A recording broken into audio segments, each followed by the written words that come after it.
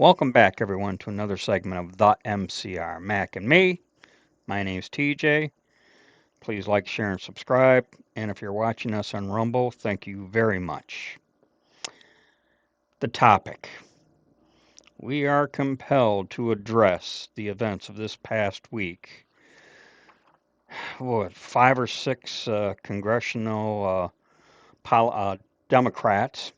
I heard six, but oddly enough, could only find four names. All right. Uh, one of which is the Michigan Senator, Alyssa Slotkin. And basically compiling a video where they kind of alternate their statements there, saying addressing the military, saying, "Hey, you don't have to obey President Trump's illegal orders." Of course, they don't say what his illegal orders issued are. But there's that insinuation that every order Trump gives is illegal, therefore he must be disobeyed. Mac? They would be illegal because he's an illegitimate president, which they can't explain. Yes, exactly. And so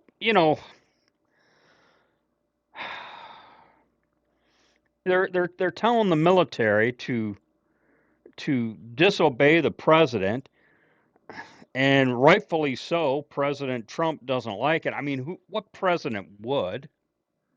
And None. President Trump. Let's see. I do believe he stepped into a trap they set for him, however. Donald Trump posted on Truth Social, "It's called seditious behavior at the highest level. Each one of these traitors to our country should be arrested and put on trial. Their words cannot be allowed to stand. We won't have a country anymore. An example must be set. President DJT." Then he would post later, "This is really bad and dangerous to our country. Their words cannot be allowed to stand. Seditious behavior from traitors, exclamation mark, a few of them. Lock them up, President DJT." And then he makes the one that really set him off. Seditious behavior, punishable by death. And I don't believe that's true, by the way. From what I read, it's up to 20 years in prison and a $450,000 fine on each count. Well, all right, so he's mistaken.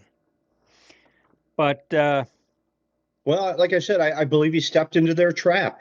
They set him up so that they could say, look, he's threatening us. He really is an authoritarian dictator. He's a fascist, a Nazi, and fill in the blanks and what else. All the other things they're saying. And he handed it to him. All he had to do was pick up the phone, the red phone on his desk, and call the red phone on PM Bondi's desk and say, get on these people. I want them charged for sedition.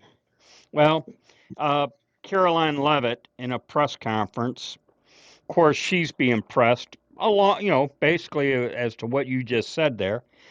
And her response was, and I do have this in quotes, Caroline Leavitt responds with, "You have sitting members of the United States Congress who conspired together to orchestrate a video message to members of the United States military, to active duty service members, to members of the national security apparatus," because they also were addressing the CIA, okay, encouraging them to defy the president's lawful orders.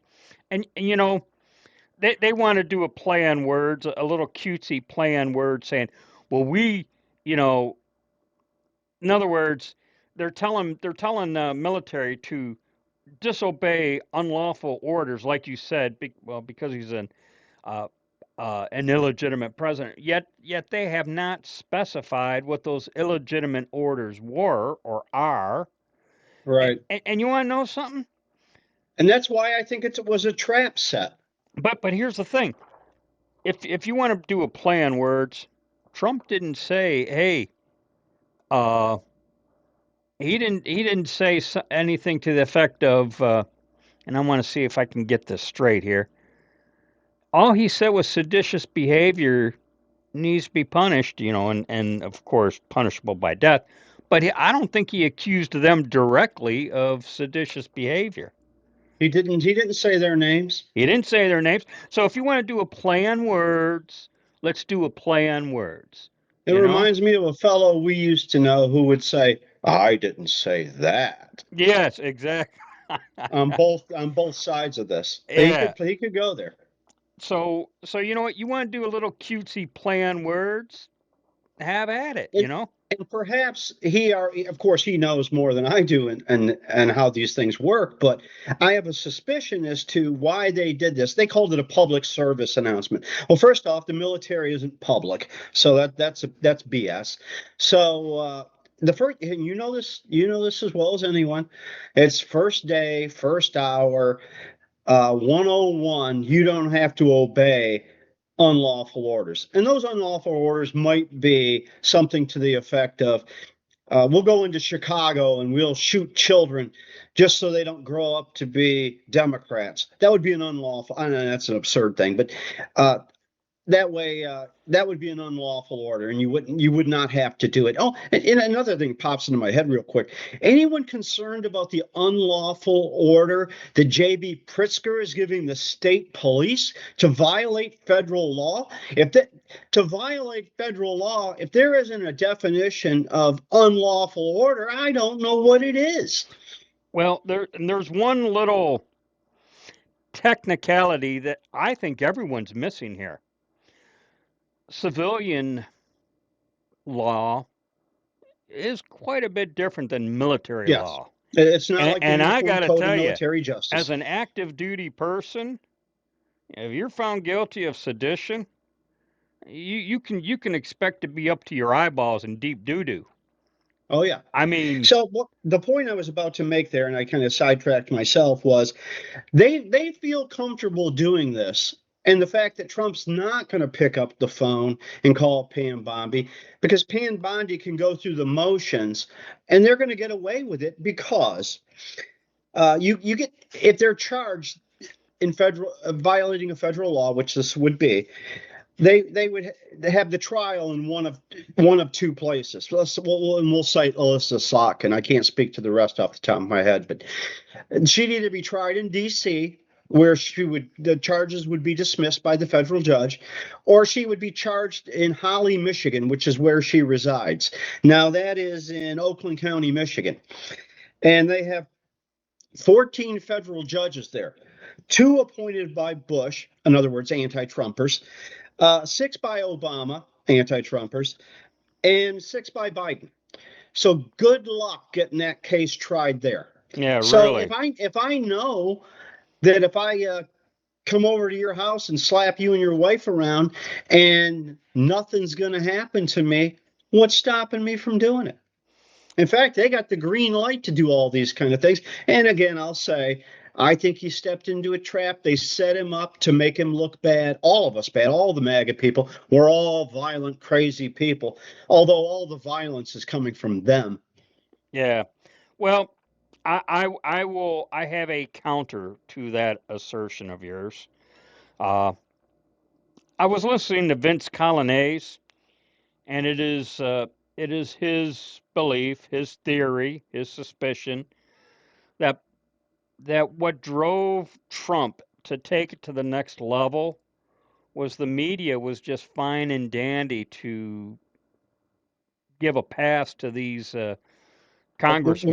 Where's the surprise there? You're going to tell me the president didn't know that was going to happen? Well, I guess the president was like, well, if you're going to give them a pass, let's just take it to the next level.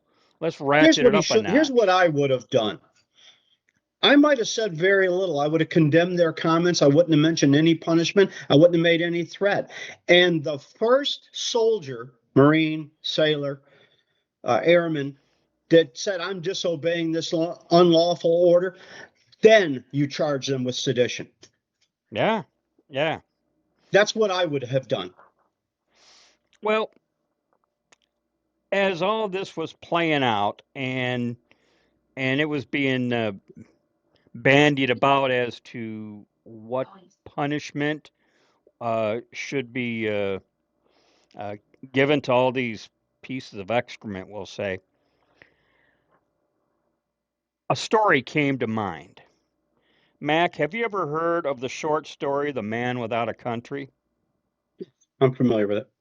And the story was written in 1863 during the time of the Civil War. It was intended to instill patriotism and unity, okay? And the story talks about a young uh, lieutenant officer, and he's misguided, and he finds himself on the wrong side of an issue politically. And in his defiance and arrogance, he starts mouthing off. And he curses the United States, saying, I wish to never hear of the United States again. It's like half the country. And the magistrate, the military judge, says, guess what? I'm going to give you your wish. And he exiles him to sail the seas on ships, never to see the United States continent ever again. And now this story is fictitious.